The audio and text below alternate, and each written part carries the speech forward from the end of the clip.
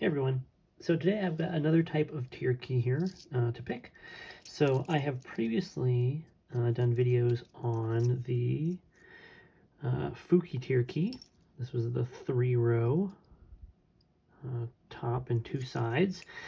And then I did this one, which is another 3-row but a short format. That was a Idaho tier key. But this is the one that I picked today, and this is actually I think the more common version, but I hadn't gotten one until recently. But this is another Idaho tier key, but it is just a 2-row. It's got 13 pins, 7 on one side and 6 on the other. I've gotten all taken apart here, but here's the plug. There is nothing spectacular about this. Just a standard high pin count dimple plug here. No overmilling or anything like that. The pins you will see should be pretty familiar if you've seen any other high pin count kind of Japanese type locks. It's got these key pins that have the ridge in the middle because that keeps them from falling all the way through into the keyway. Some of these have some definite overset traps on them, like this one in particular. This lock was very prone to oversetting and was very problematic to get unset once it did.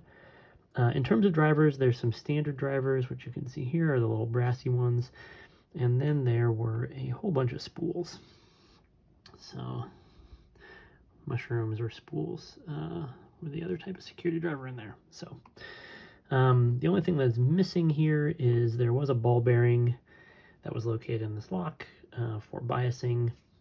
It fit into the housing right there and was the last hole right here in the plug. But when I took it apart, I didn't realize it was there, and I launched it someplace, and it's on my floor, and I'm looking for it right now. But I also wanted to show this real quick, the internals. You'll see lots of spool action as I'm picking it, lots of counter rotation, but I will say this took me quite a few takes to get open on camera, just because once you would get to a certain point, you could just tell something had overset and the lock was not going to open and you had to restart. So I think by the time you see it, I had probably restarted in this session maybe 6 or 7 times. This was the take I finally got it open. So there was a lot of work before that of just me picking it and then realizing I had overset a pin and then just letting everything drop and starting over. But that would be boring to watch, so you just get one clean take. But yeah, the oversetting was definitely the biggest problem here. Once I got used to that and just realized I had to be really careful about not pushing pins, and definitely on this key, I mean, this is very clearly, this big dimple here is a zero lift, but even these ones right here, these were just a bare touch was all you needed to get that pin set, and if you pushed too hard, you were going to overset it for sure. So but there you go, that's all done. I will get over to the next section where I get it picked.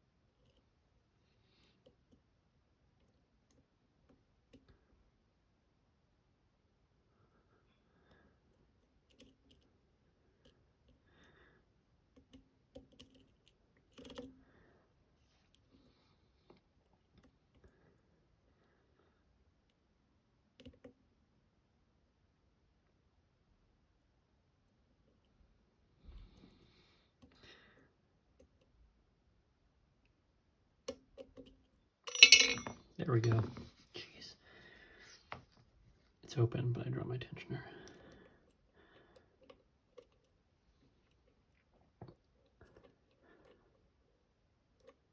All right.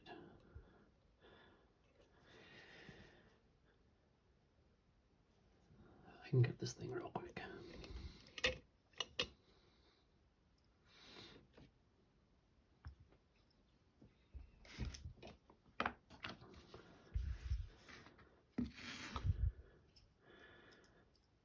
So you can see that it's open. Relock it.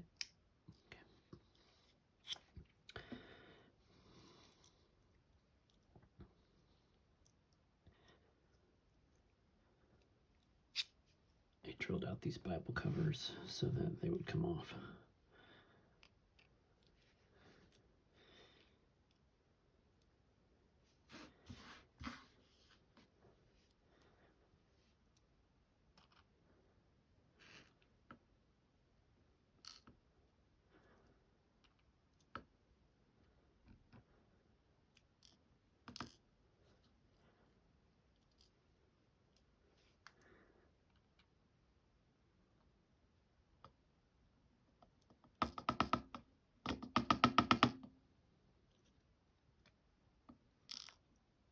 Oops.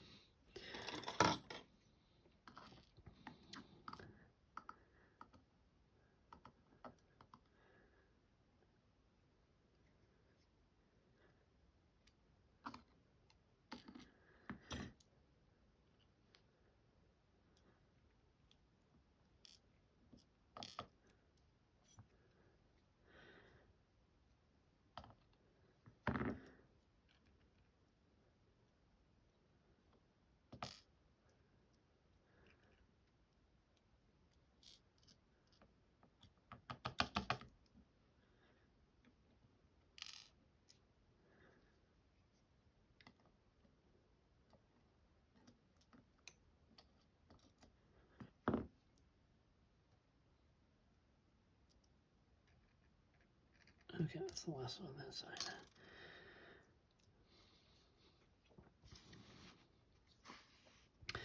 Let's arrange these the way they're supposed to be.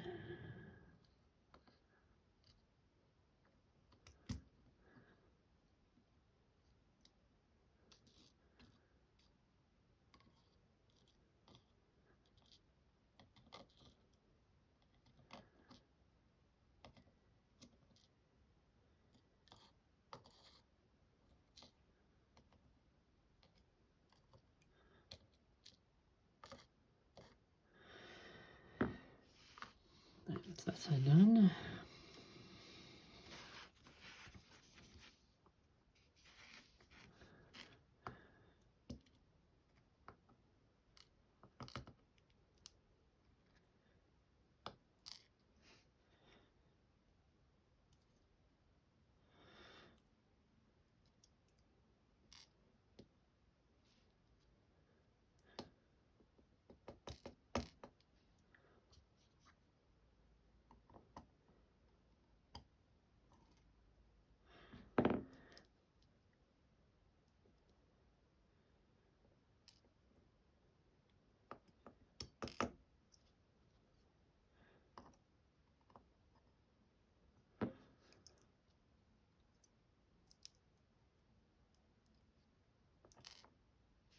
Oops. Driver there.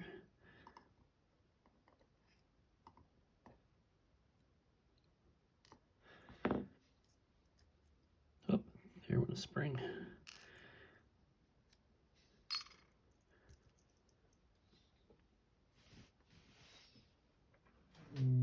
That may be a... Oh no, wait, it's right there. Whew. That was almost to go find it later, but I found it.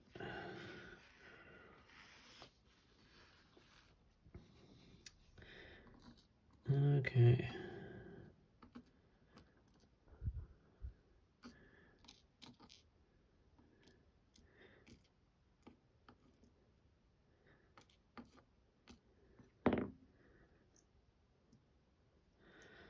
So we've got 7 pins on one side, 6 on the other. Let's get this spring clip off and see what the core looks like here. If there's anything of note.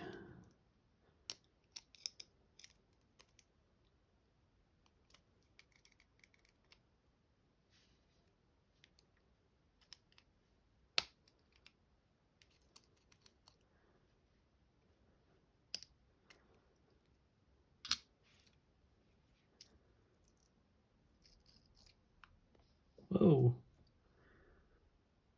Okay, there was something of note in there. I'm imagining that was a ball bearing for biasing. And it's somewhere on the floor now. All right, there's the plug. Nothing remarkable there.